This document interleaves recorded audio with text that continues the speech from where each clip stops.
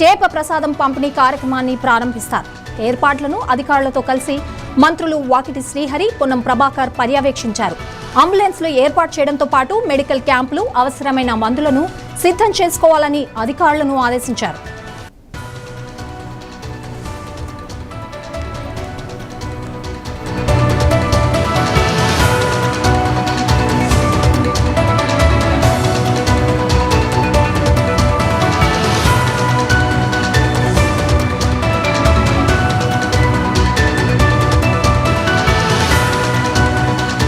చేప ప్రసాదం కోసే వచ్చేవాళ్లను మోసగాళ్ల మాటలు నమ్మొద్దని నిర్వాహకులు బత్తిన గౌరీ శంకర్ గౌడ్, బత్తిని అమర్నాథ్ గౌడ్ సూచించారు. చేప ప్రసాదాన్ని ఇంటికి డెలివరీ చేస్తామని నమ్మిస్తూ క్యూ లైన్లలో నిలబడిన వారి నుండి డబ్బులు వసూలు చేస్తున్నట్లు తమ దృష్టికి వచ్చిందన్నారు. వారి మాటలు నమ్మొద్దన్నారు. చేప ప్రసాదం పంపిణీ కార్యక్రమం జూన్ 8వ తేదీ రాత్రి ప్రారంభమై 9వ తేదీ రాత్రి వరకు పంపిణీ సాగుతుందని తెలిపారు. ప్రసాదం లభించని వారికి కావడిగూడలోని తమ ఇంటి వద్ద ప్రసాదం అందిస్తామన్నారు. బత్తిన కుటుంబానికి చెందిన వంశస్థులు ఆస్తమా రోగులకు 180 ఏళ్ల నుండి చేప ప్రసాదాన్ని పంపిణీ చేస్తున్నారు. ఉబ్బసం, ఆస్తమా, దమ్ము, దగ్గు లాంటి అనారోగ్య సమస్యల నివారణకు చేప ప్రసాదాన్ని ఇస్తున్నారు. అయితే ఈ మందును మొదటగా ఓల్డ్ సిటీలో పంపిణీ చేసేవారు. భద్రతా కారణాల దృష్ట్యా దీన్ని నాంపల్లి ఎగ్జిబిషన్ గ్రౌండ్స్ కు మార్చారు. తెలుగు రాష్ట్రాల వారే కాకుండా ఇతర రాష్ట్రాల నుండి కూడా ప్రజలు చేప మందు కోసం ఇక్కడికి వస్తారు. ఏటా ఆస్తమా పేషెంట్ల సంఖ్య అంతకంతకు పెరుగుతూ ఉండడంతో జీహెచ్ఎంసీతో పాటు పలు స్వచ్ఛంద సంస్థలు అల్పాహారం, భోజనాలు, తాగునీరు లాంటివి సమకూరుస్తున్నారు.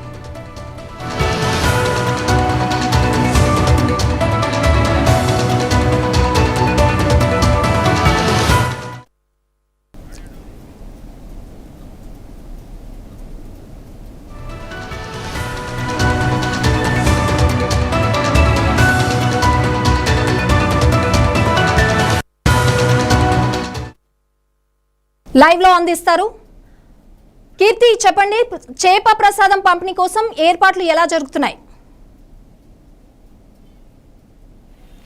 ఎస్ సంగీత, మనం ఇక్కడ చూసుకుంటే నాంపల్లి ఎగ్జిబిషన్ గ్రౌండ్స్లో ప్రతి ఏటా జరిగేటువంటి చేప మందు పంపిణీ కార్యక్రమానికైతే సన్నాహాలు అయితే పూర్తయ్యని చెప్పుకోవచ్చు.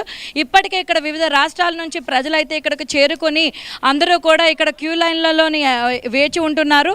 అయితే వీళ్ళందరికీ కూడా భోజన సదుపాయాలు, అదేవిధంగా వాళ్ళకి కావాల్సిన అన్నపానీయాలన్నింటినీ అందించడానికి చాలా సేవా సంస్థలు అయితే ముందుకు వచ్చి ఇక్కడ ఆహార పంపిణీ అయితే కూడా చేస్తున్నారు. అయితే బత్తిన ఫ్యామిలీ వాళ్ళు కూడా ఇక్కడ వచ్చినటువంటి భక్తులకు కూడా ఎటువంటి అసౌకర్యం కలగకుండా ప్రభుత్వం వారితోనైతే కూడా సంప్రదింపులు జరిపి తగిన ఏర్పాట్లను కూడా చేయడం జరిగింది. అయితే ఇక్కడ మన చేప మందు పంపిణీలు ఏదైతే ఉంటుందో ఆ గ్రౌండ్ దగ్గర మనకి వివిధ రాష్ట్రాల నుంచి వాహనాలు కానీ ప్రజలు కానీ వస్తూ ఉంటారు కాబట్టి ట్రాఫిక్ సమస్య అనేది ఏర్పడుతుంది. కాబట్టి ట్రాఫిక్ సిబ్బంది వారు కూడా మనకి ఇక్కడ ఉన్నటువంటి వాహనాలను కూడా మళ్లించడం, అంటే నాంపల్లి ఎగ్జిబిషన్ గ్రౌండ్స్ మీదుగా వెళ్లే ట్రాఫిక్ ను కూడా మళ్లించడం అయితే కూడా జరుగుతుందని అయితే మనకు తెలుస్తుంది.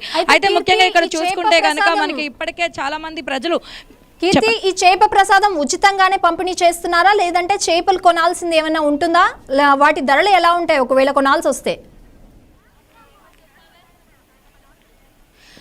సంగీత, ఇక్కడ ఈ చేప మందు పంపిణీ కోసం అయితే కూడా టోకెన్ సిస్టమ్ అయితే ఉంటుంది. ఆ టోకెన్ నామమాత్రపు ఛార్జీలను, అంటే 40 రూపాయల నామమాత్రపు ఛార్జీలను తీసుకుని అయితే కూడా చేప మందుని అయితే పంపిణీ చేయడం జరుగుతుంది. ఈ చేప మందు పంపిణీ కూడా విస్తృతంగా జరుగుతుంది.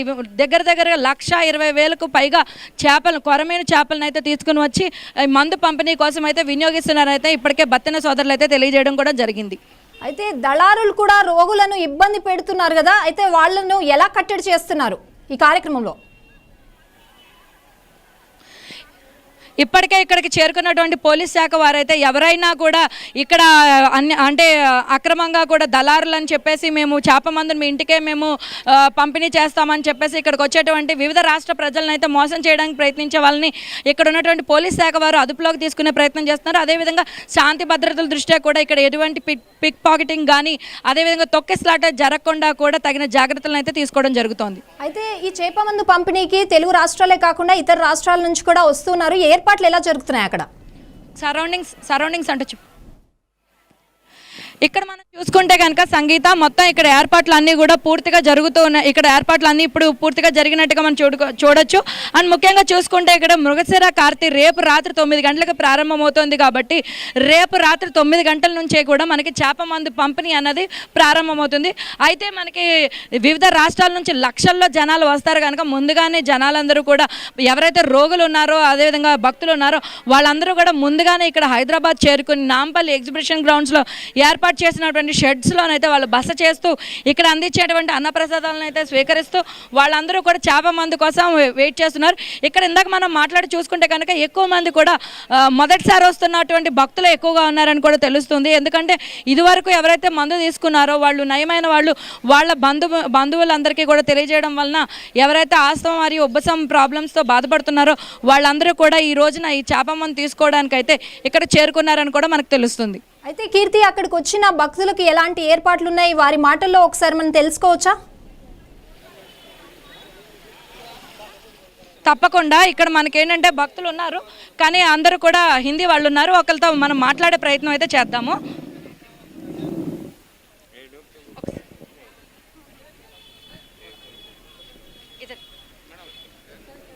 మాట్లాడతావా? ఇద్దరు సో ఇక్కడ మనకేంటంటే మొత్తం వచ్చిన భక్తులందరూ కూడా సాధారణంగా అందరూ కూడా మహారాష్ట్ర అదేవిధంగా ఉత్తరప్రదేశ్ ఇటువంటి ప్రాంతాల నుంచి వచ్చారు. సో వాళ్ళందరూ కూడా మనకి మాట్లాడడానికి కొంచెం భయపడుతూ ఉన్నారు. అయితే కూడా మనకి చాలామంది భక్తులు అయితే మాట్లాడారు. ఇంకా ఏదైనా స్వచ్ఛంద సంస్థ సో వాళ్ళు తెలియజేస్తుంది ఏంటంటే వాళ్ళ ప్రాంతం రైట్. అయితే ఈ ఏర్పాట్లకు సంబంధించి భోజనాలకు కావచ్చు ఇంకా ఇతర సౌకర్యాల విషయంలో ఇంకా ఏమైనా స్వచ్ఛంద సంస్థలు ఏదైనా ముందుకొచ్చి వీళ్ళందరికీ కూడా ఏమైనా సౌకర్యాలు అందిస్తున్నారా?